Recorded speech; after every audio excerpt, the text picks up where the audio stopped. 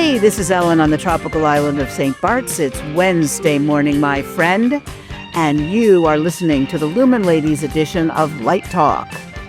And this is Kelsey Araghi calling in from lovely Sun Valley, Idaho. And you are listening to the incredible Lumen Ladies on Light Talk. Welcome, everyone, to episode 489.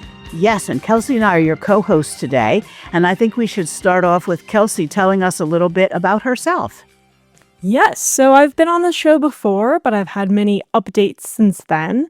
So I'm a UCLA lighting graduate and started working in live events, doing theater, working with David in opera, so a little bit of everything. And then transitioned more into experiences, immersive experiences, museum and architectural lighting. And now I'm working as a trade show lighting designer. So transitioned into another side of the industry. That's exciting. That's really great. It's been exciting. Yes. Thank you. I mean, I know a lot about trade shows, so it's nice that somebody wants to light them. So we have some wonderful guests today on this very special Lumen Ladies edition of Light Talk. And I think we'll get each one of them to introduce themselves and tell us a little about themselves. So let's start with Dawn Chiang. Hi, I'm Dawn. I'm based in Bridgeport, Connecticut, where I'm calling in from.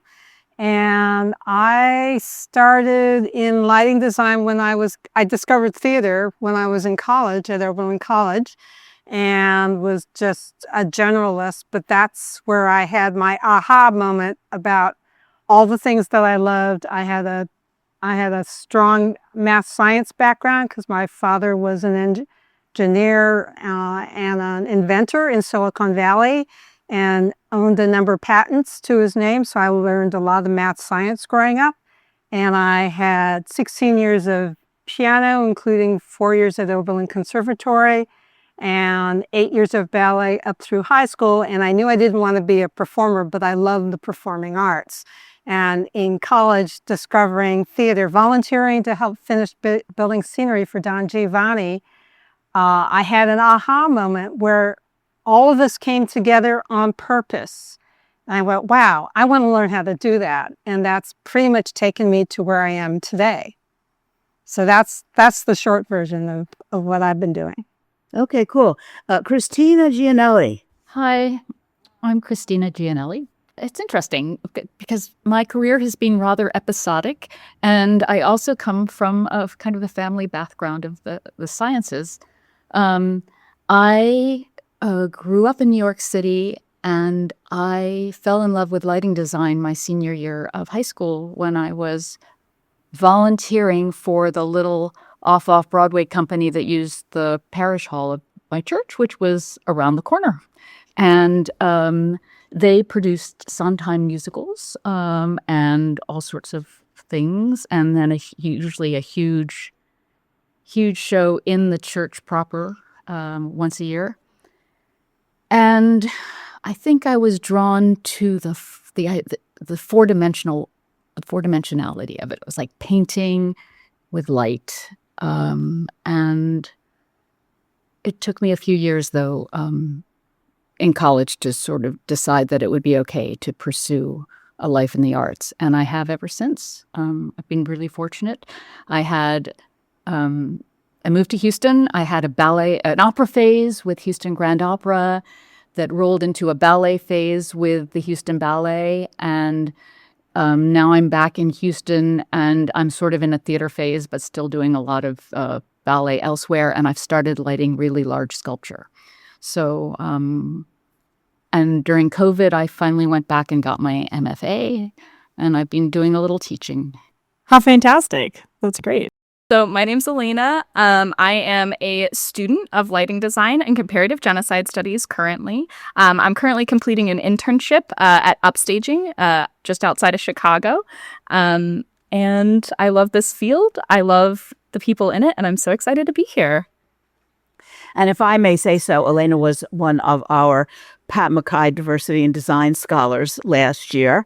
and came to LDI and absolutely positively made the best. She gets the gold star for making the most of the experience of anyone since 2019. She really took the bull by the horns and met everybody, talked to everybody, wasn't shy, and she really did a great job. And then went to New York on Tony weekend and met a whole bunch of other people. So Yes, you're ma'am. moving It was forward. just so fabulous. That's really great. So did any of you along the way run into any specific challenges or roadblocks or hurdles as a woman in this field? I think early on, it was so often, and Dawn, you probably found this too, being the only woman in the room. I was, for a long time, I was the very youngest and the person in the room, and then the only woman in the room. And I remember early touring before I moved to Houston, walking into theaters, IA crews all over the country, and being a chameleon. I found myself, who was I? What character was I going to be today? Was I going to be, the granddaughter, or, learning about local sports, just trying to find a way to get the job done, even though I was a girl. So I don't know. And even when I was at the Met, there were hours when I was maybe one of 2 women in the theater with 100 stagehands. So, but now I have to say the last 10 years, it's not even an issue. There's so many teams I've been on that have been all women even, which is, and all ages, which is really nice too. Dawn, what about you in the early days? It was, in my perception, it was never an issue. I was working at Center Theater Group at the Taper and the Amundsen a lot, both IA houses. And on the first day on the job, one of the house heads said, "Hey, just be yourself. Relax, you'll be fine. Do what you need to do and be yourself." And what I loved about working with those crews is that I would always say you could be 2 foot tall, Martian, and green, but if you met them halfway, they would meet you halfway. And that was the experience I always had. And so, they would kid me sometimes like, "Hey kid, I've been alive. I've been working here as long as you've been alive." And that would just be a tease, a joke in a very joyful sort of manner. And we would still do things like, if I was focusing a show, and we had to go back a light because I forgot a shutter cut or whatever, then I owed Jimmy on top of the ladder, because it was a ladder in those days, a beer. And then it started getting up to, okay, instead of a beer, it would be a 6-pack for every time.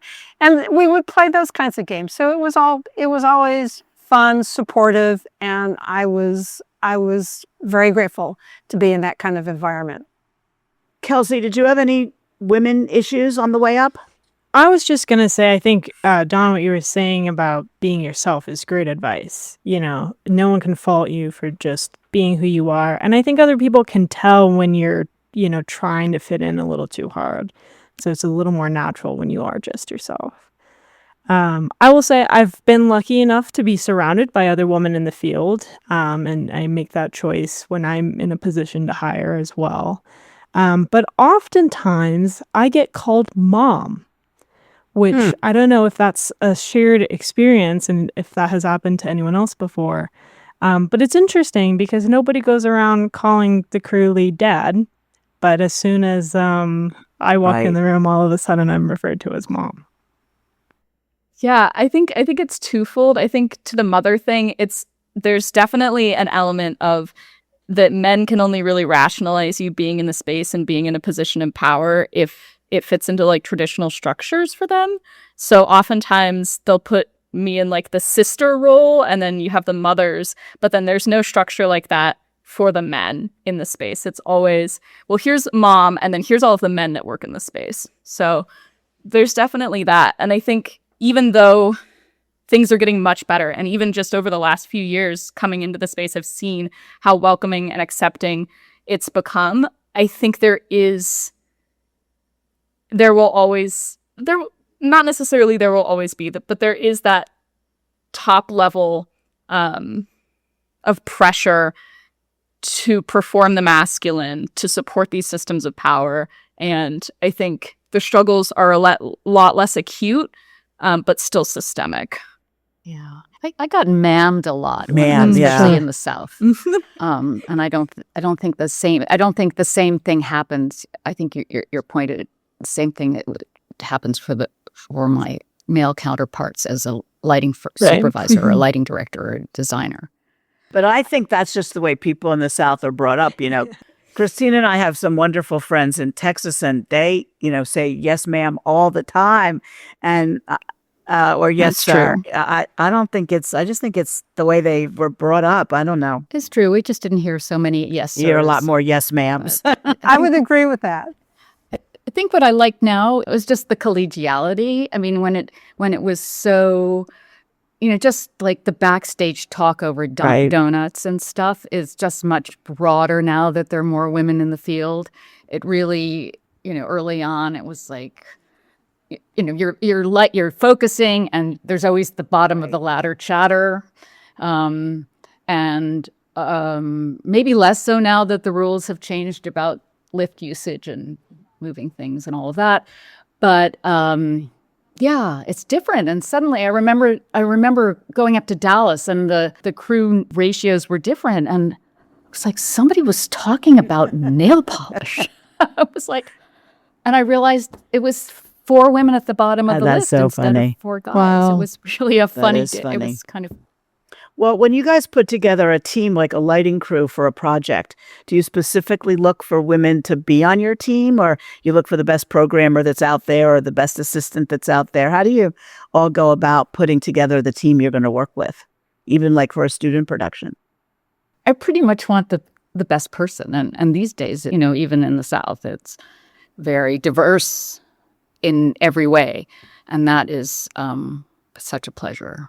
I think you definitely want to meet your minimum skill requirements, but I definitely like to encourage those who may have not seen themselves in that role to apply anyway, right? Because I'll make the decision, but we don't know unless you try,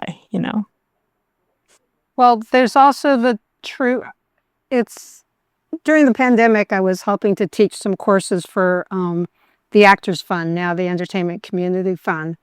And one of the courses that was going on, and I also just was taking some of the courses, is that on job descriptions, women will oftentimes remove themselves from even applying if they feel that they have 60% or less of the skills. Guys will apply. And that is statistically true. Yes, statistically true. And there are some job descriptions out there now in the entertainment industry who are actually naming that and encouraging people that even if you feel that you only have 60% of the skills, please do apply. This is just the idealistic wish list, and not anyone's going to necessarily have 100% of that. But women tend to take themselves out of the running even before the application begins. Elena, on a school level, do you have a choice, or do you get put with a team, or how's your process of getting your crew together? Yeah, so at the school that I attend, they preset all of the teams. I know for certain productions, they'll try, and if it's a production that centers a story about a woman, they're going to try and put more female people on that team. But I have seen a pattern of putting women in positions where they're expected to do a lot more people management. And while I think that can help bring out some wonderful skills in people, I've had conversations where they'll tell me you're on this show or you're in this production team because you're the person that can manage these difficult personalities. And it's always managing these difficult personalities of men, right? Where they're not putting a man in the position to learn those skills or to manage those personalities. So I think in an academic setting, it's can almost be framed as like a teaching moment, which is good. And I love having that opportunity to learn. But I think there's when those teams are pre-selected, there can be that inherent bias in the way that they're being selected. You're at Kalamazoo, right? Yeah, Western Michigan. There you go. So you all have at least a bachelor's degree, if not a master's degree. And would you recommend that people go that way if they want to be a lighting designer? Like there's a lot of sort of workforce programs popping up now. And there's places like the Studio School that Clifton and Mark run. Are there options, or is a college education and or a master's degree a must? It's not Like a Christina, must. you just went back. It's not a must. Okay. There's the Studio School of Design. There's the Roundabout Yep. theater program in conjunction with New Victory Theater and Local 1. A 3-year program. Okay. There's another program mostly for training people to be, well, actually crew, and they go all the way up through management. It's in northern San Diego, which is a rigorous multi-year program to train. It was mostly people of color and other people who weren't having introductions into the performing arts to come in as crew members, work themselves up to department heads. One former alum is now running the entire, is head of production for this organization. They also have a relationship with the San Diego local, where their training contributes towards becoming an IA member. So there are alternatives out there, and that's on the crew side.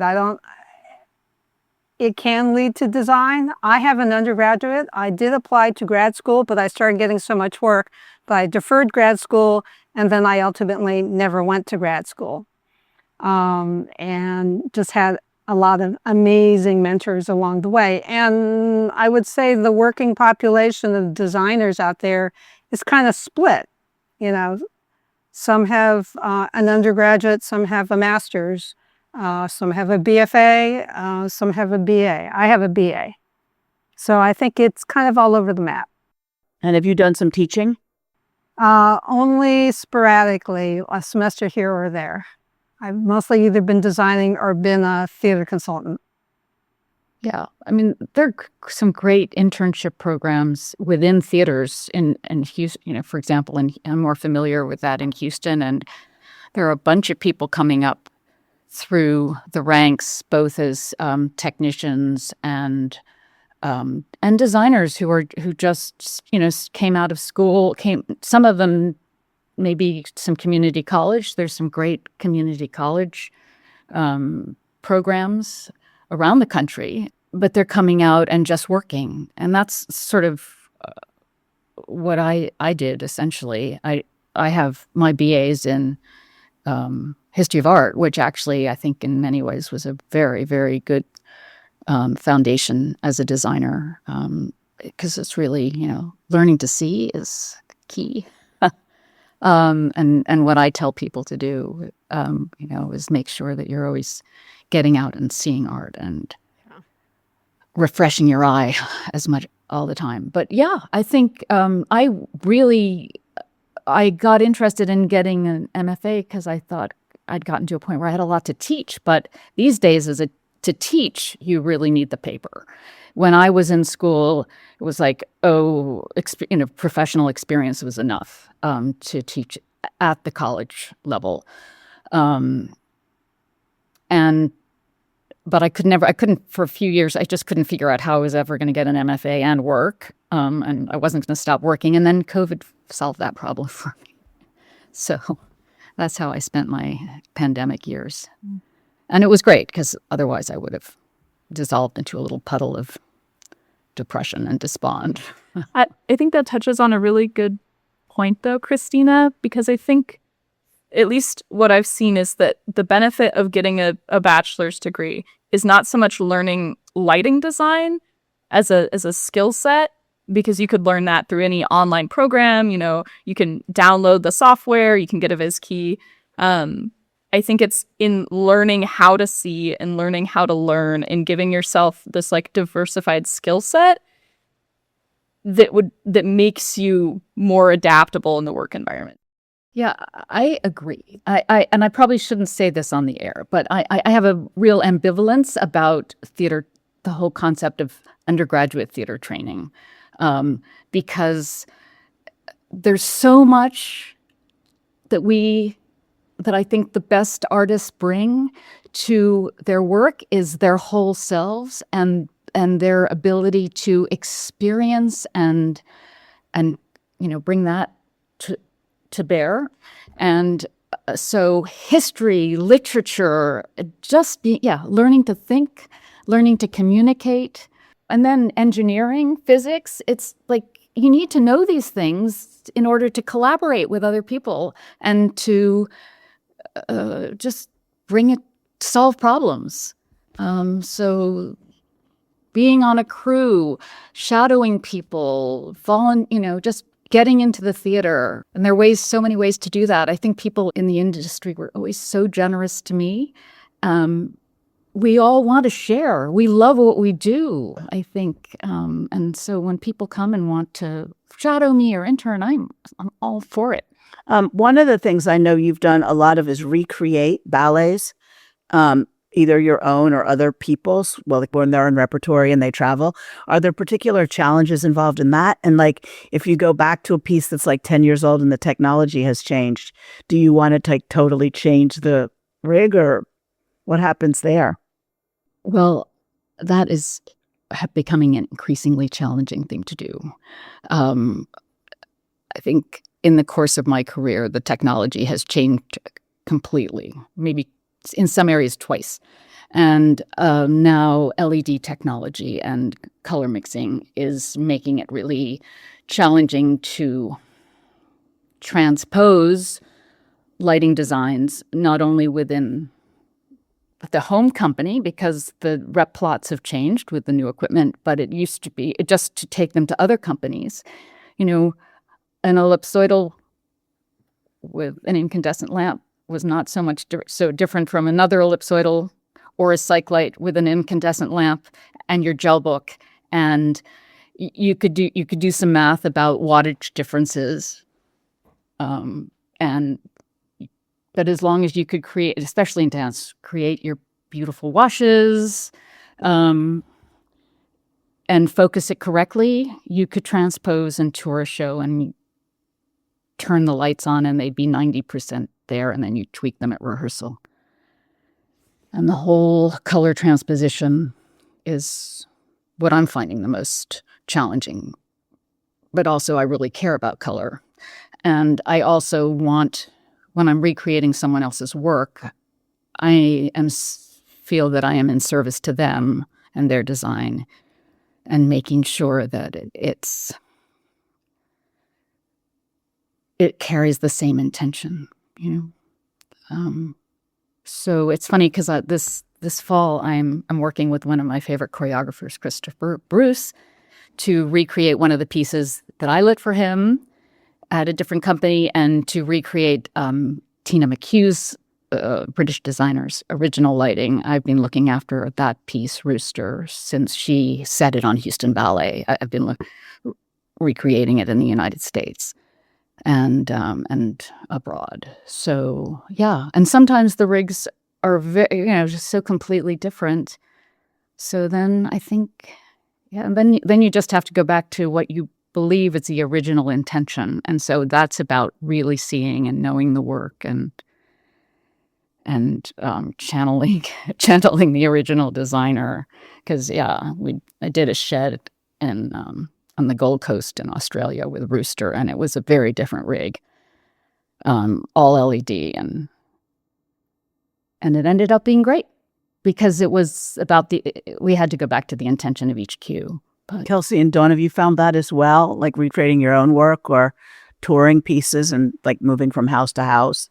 Oh, I've done both. When I was resident lighting designer for New York City Opera, we would revive operas that we did Street Scene, which was 19 years since it had since it had been done, the entire creative team was now deceased. The gels had switched over from Cinemoid to Rosca Lux. And the fixtures had gone from Kliegel 1355s to Source 4s, all the things that Christina is very familiar with. And the number of circuits had almost doubled at the State Theater, now the Koch Theater. And we have this whole master sheet of, depending on which year the opera was created, how many translations you had to do to the cues to get them to split the box booms to stage left and stage right, as opposed to both of them coming on, so on and so forth. And it worked quite well. And I loved the full scale remounting of a show from 19 years ago, and to see where that designer placed the cues and go, wow, I wouldn't have thought to place it there, but it landed perfectly at the right place. And to get inside another designer's head in real time as the cues were playing out, which was fantastic. Or I could take what used to be kind of front on box booms and split it out to the onstage torms and get more dimensionality and all that. But it was an incredible privilege that you wouldn't get anyplace else. And the other one, quick story, is as the associate lighting designer for Hal Prince's production of Showboat that went on from Broadway to a tour. We had 5 companies worldwide across the world. Richard Pilber was the lighting designer, and our producer, Garth Rubinski, Live Entertainment, insisted that I go to all 33 cities of the 5 tours over 5.5 years and do what I call fluff up the light cues, because the crew would focus the show. We had 2 programmers, one for moving lights, one for conventionals. Moving light programmer would update the presets and all that, and I would come in for dress rehearsal, which was the afternoon of the first paid performance, and would have an afternoon in real time to update the cues and stuff. And taking a known entity as a big Broadway show and putting it in 33 different theaters around the world taught me so much about how the auditorium and space that you're in informs what the audience perceives. It was, as a theater consultant, it was the best kind of experience that I could have. And as a lighting designer, I got really, really fast at problem solving something in 11 seconds before we moved on to the next cue. So both of those examples were great ways to take either repeating something over multiple stops or taking something that was decades old and figuring out a way to bring it to life. And when it comes to life, it's magical. That's really lovely. Kelsey, have you had that experience as well? Something a little similar. Right now, I'm working a symphony, and I'm not the lighting director, but because I have the lighting background, we chat about everything, and we currently have a hybrid system. So most of the fixtures are standard source 4 pars, and then there's a couple of intelligent lights thrown in there, and it's an outdoor venue. So our everyday struggle is balancing color, getting the intelligent fixtures to match what our incandescents are, and then a cloud comes overhead and everything changes on stage, and so we're adjusting in the moment. And the second thing we're struggling with is heat. So with our 200 source 4 pars overhead, it is emitting an extreme amount of heat on stage. So this is our first year where we're suffering from feeling, the sensation of 200 source 4 pars overhead at full power in sunlight, which has been a challenge. So we've been balancing levels and placement and substituting as much as we can to try to figure out a solution moving forward, other than buying 200 new lights. So if anyone has any advice on how to solve that problem, Yeah, turn them all into LEDs, retrofit them. Mm-hmm. So what's next? What's the next disruptive technology? If LED was the last one, what's the next one? Is AI going to enter our lives? It is entering our lives in first steps. I have a colleague who's using AI to, he's in a rep house, and whatever the latest version of all the rigging modules that he's plunking into the 3 venues that they have doesn't interact well with the layers on Vectorworks. So he created an AI process for them to convert all of those new rigging modules so that they now work and play well with the rest of the Vectorworks layers. So I thought that was that's a really tedious thing to have to do manually, and he was able to automate that using AI, which I think is fantastic.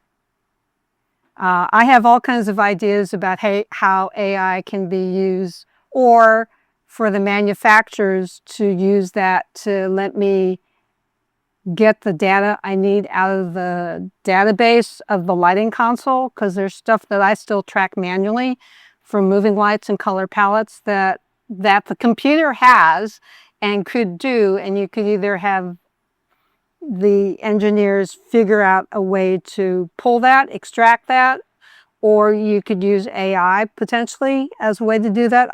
This is not an area of expertise that I can speak in detail about, but there are ways that it could help me get the data that I need in real time. And of course, on research. Anytime I'm doing research, there's a certain element of AI that's coming into that as I look for whatever, fill in the blank. Elena, on the university level, is it like a thing? I definitely have some like personal qualms about AI use. I think that there's some limited and narrow applications for like locally run models, and certain applications for coding plugins, like Dawn talked about in regards to a Vectorworks plugin. But I think on a larger scale, I really don't see the use case, especially even in terms of research. There's a study that came out recently that revealed that over 50% of credible websites now block their information from AI crawlers. So when you are pulling data for research, you're not pulling it from the most credible sources. In academia, that often means that when I'm teaching students, they're coming to me with things that have been pulled from a listicle from like 2012 rather than like an article that they fully read and digested. And so I would say that while I see like some narrow applications, generally, at least in academia and with these young students, it becomes a way to offload a lot of the heavy lifting, their like creative load, their critical thinking skills. It becomes offloading that rather than working and through the problems in a way that would allow them to build the real world skills that they need. What about the automated world where we talk to the lighting console and it does the color mixing for you, and the programmer is a robot who you hire, and you train to be your assistant? Are we going there? I don't think you can take art out of a person. I think a person is required to produce art. I think AI is a great tool, lighting consoles are a great tool, and computers are a great tool, and AI and those things I think would be great as a tool. It's funny, if I were a graphic designer, I'd be very worried. The other day I needed an invitation to something and I asked it to do it, and it said, well, what style do you want? And gave me a multiple choice list. I picked vintage postcard. It was fabulous. I said, thank you very much. It said, I'm glad you like it. Would you like a matching RSVP card? Which came over in about 2.3 seconds. Sent it off to someone and they're like, wow, who's your designer? I'm like, Copilot. What can I tell you? I mean, I was like floored. It was the first time I ever asked it to do anything like that. And it translates. And when you're finished, it says, would you like any other languages? And I mean, is it thinking or is it programmed?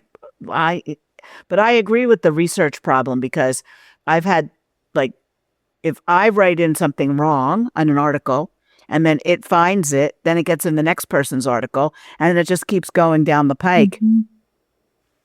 And it becomes true, even though it's really not true. And apparently, what they call phishing, like people that are trying to hack your computer and everything, they apparently send out like slightly fake information that you think is real, and you call the number that they sent you because you think it's the real website number, and it's not, and it's going to cost you $50 a minute, or they're going to steal your bank account or something peculiar. But I was hiring interns for the summer and went through a round of interviews. And I asked, when you are asked to do something you don't know how to do, how do you approach it? And how are you a communicator? And one of the responses I got was, "Oh, I just ask chat. If I don't know, I'll ask chat." right, And I was like, "What is chat?" And then it hit me like, "Oh, I will ask AI." right. So if I ask you to do something and you don't know how to do it, your go-to is to then ask AI. And that really threw me off. I hadn't even considered that as a response. But I guess, that's what's happening. Well, is there ultimately a difference between going to the library and looking it up in a book or asking ChatGPT and then checking your information somehow? It's like, how do you prove it? I mean, you're assuming that the books in the library are true, right? Right. It also goes back to what you're saying about that. It's going back to sources, as you were saying, Elena. One semester that I taught, the entire class was pulling things from the internet, and I was getting the same 3 pages of Pinterest as the initial research. They had an incredible library downstairs on the first floor that none of them had ever been in. So I took them down there to show them some of the germane, sections. You don't have to learn the entire thing, but for what you're working on, here are some sections that you can go to get stuff that is not going to be on the internet. So you gotta start casting your net a whole lot wider. Well, I always think of projection designer Wendell Harrington, who defines herself as an image junkie. Yep. And I could picture her 20 years ago with a bag full of magazines, and she would sit down and rip out pages and file the images of things that inspire her. And now it must all be digital. Nobody tears pages out of magazines that I know anymore. Yeah, I don't know. What happened to the picture collection at the New York Public Library? I mean, That is a good question. I must have think it's still digitalized there. the whole thing, right? Is it I still think it's there? still there. Are they keeping it up to date? That was such a huge resource I when I was know. in New York. People don't realize that the internet only goes back so far, and so there's a world of images that is just not online. And Dawn, yes, I see that all the time. The references are very limited, and people are pulling up the same images. I will say that when I'm having problems in Vectorworks, asking chat often is an easier path to a solution than the Vectorworks online manual. There are some odd things like that. Because they've read it, digested it, and can tell you what to do? I guess maybe they have combine that with some of the chat room stuff. I don't know. I also have colleagues do that for troubleshooting their computers. When they're having problems with their computers, they'll ask Chat GPT, and more often than not, it helps them solve whatever technical issue they've been trying to address.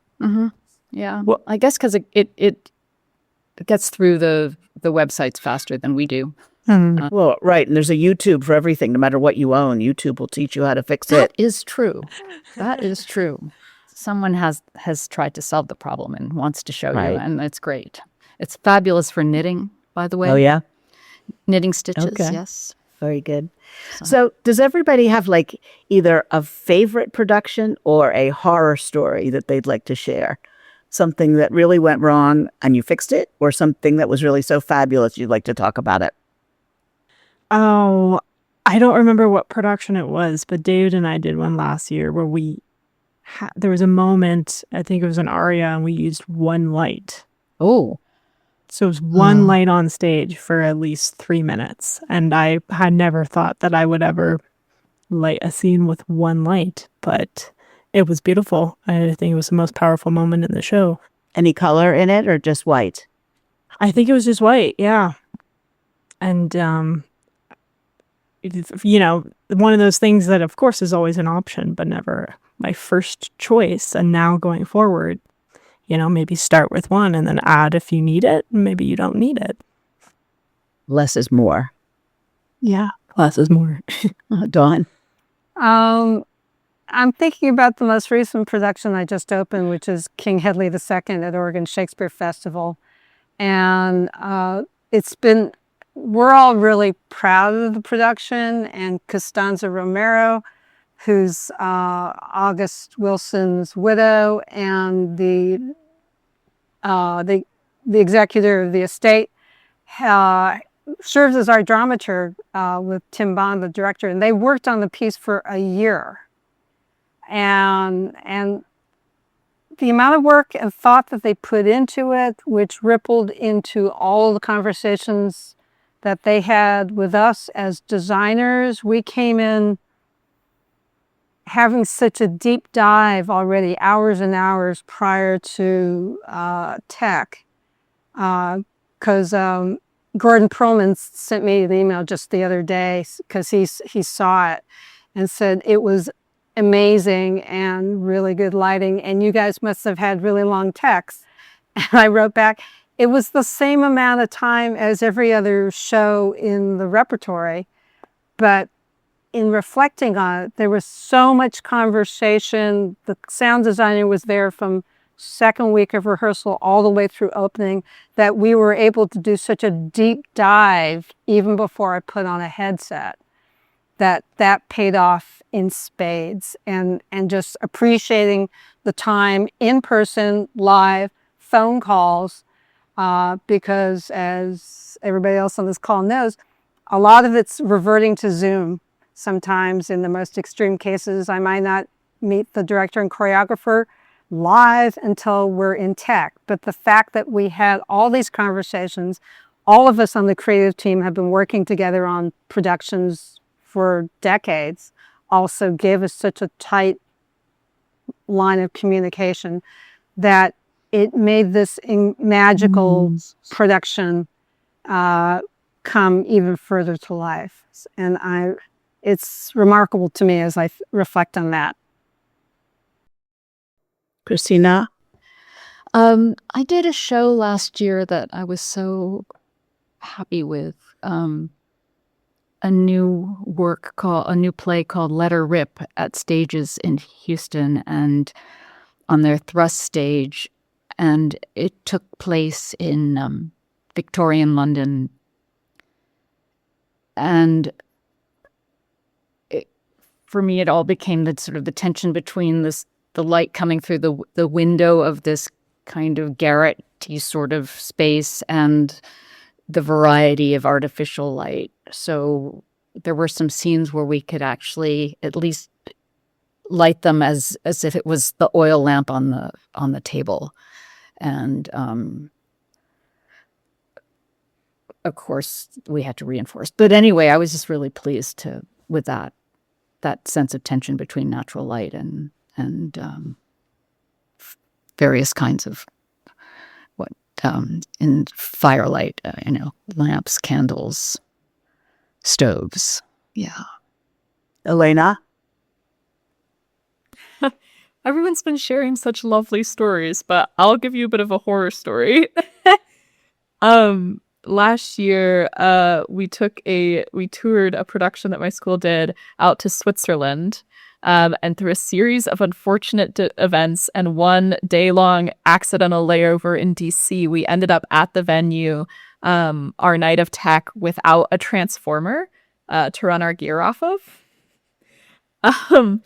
And we had our production was the next day, and I spent 9 hours running around this middle of nowhere tiny town in Switzerland, trying to find a transformer from 220 to 110. It really speaks to the lighting community because I ended up finding one. There was a music store locally that had one to run their guitar amps off of, that they let me borrow for the evening. And it was a lot of showing people a list of things that the house electrician had written in French on my phone, and just sort of pleading with my eyes. But it ended up being a really beautiful moment and a really good moment for our production to come together as a team, and to troubleshoot that. But yeah, it was a very stressful 9 hours of bus rides through this like lovely little Swiss village. Yeah. Well, I'm glad you solved it. That could have been terrifying. Yeah, it was down to the wire, but. So you mean you took the 110 equipment with you instead of renting 220 or 260 or whatever when you got there? Yeah, it was a very tight budget for the production.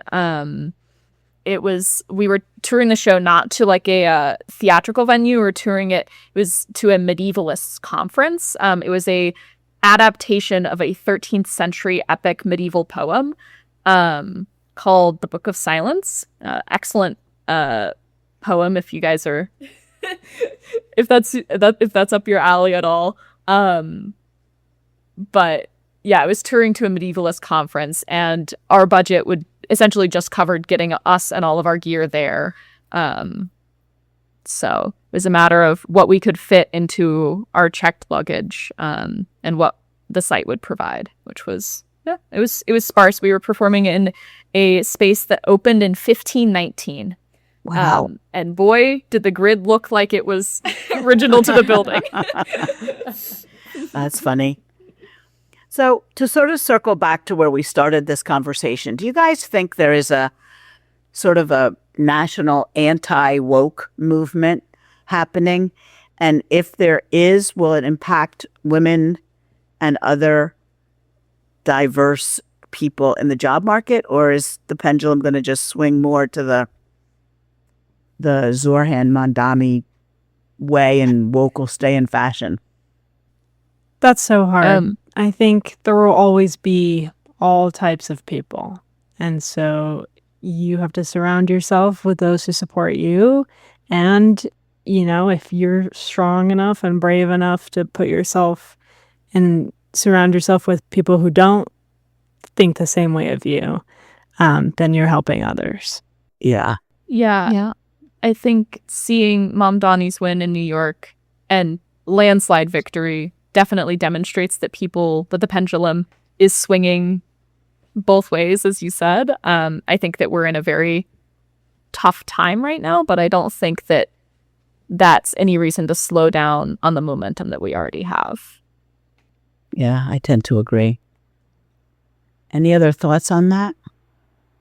Well, theater has always been a gathering place for everybody in one room, and to opening everybody to a collective experience, which is also opening hearts and minds to a certain degree, whatever direction that might be. And that will continue to be a core essence of what we do in the theater. And so I have great belief in that.